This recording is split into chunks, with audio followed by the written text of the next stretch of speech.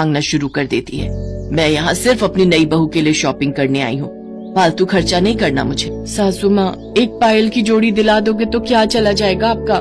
मैंने तुझे कितनी बार कहा है शांति से खड़ी रह। चल अब चुपचाप से मेरी हेल्प कर नई बहू के गहने लेने में।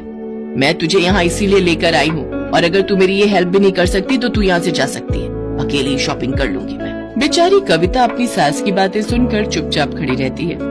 शॉपिंग करके जब वो दोनों घर आती हैं, तो सरला की मंझली बहू तारा उससे कहती है, सासू माँ, जब आप घर पर नहीं थी ना तो एक साड़ी वाला आया था, और आपको पता है उसके पास बहुत सुंदर कलेक्शन था। मुझे तो अपने लिए 4 साड़ी पसंद आ गई और 2 मैंने दीदी के लिए भी पसंद की है। अरे वाह!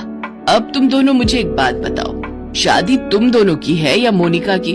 हमें पता है सासू माँ कि मोनिका और देवर जी की शादी है, लेकिन हम दोनों भी तो उसकी जेठानियाँ हैं, तो हमारा सुंदर दिखना भी तो जरूरी है। शादी से 2 दिन पहले मैं तुम दोनों को एक एक साड़ी दिलवा दूंगी, लेकिन फिलहाल के लिए मुझे कोई फालतू खर्चा नहीं करना है।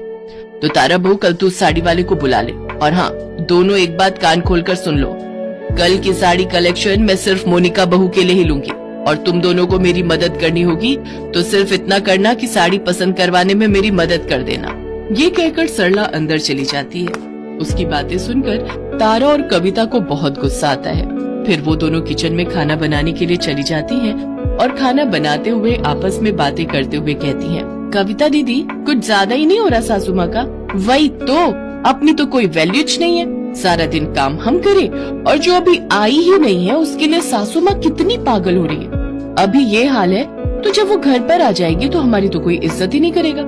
मैं तो कहती हूँ उस मोनिका की वजह से सासू माँ की ऐसी बेइज्जती हो कि सब देखते ही रह जाए, तब तो ये सब धरा का धरा ही रह जाएगा। वैसे मेरे दिमाग में एक जबरदस्त आइडिया है, अगर सब कुछ प्लान के अकॉर्डिंग ही हुआ तो फिर तो मजा ही आ जाएगा। अच्छा, ऐसी भी क्या बात है, मुझे भी तो बताओ। अच्छा ठीक है, सुन। कविता तारा को सारा प्लान बताती है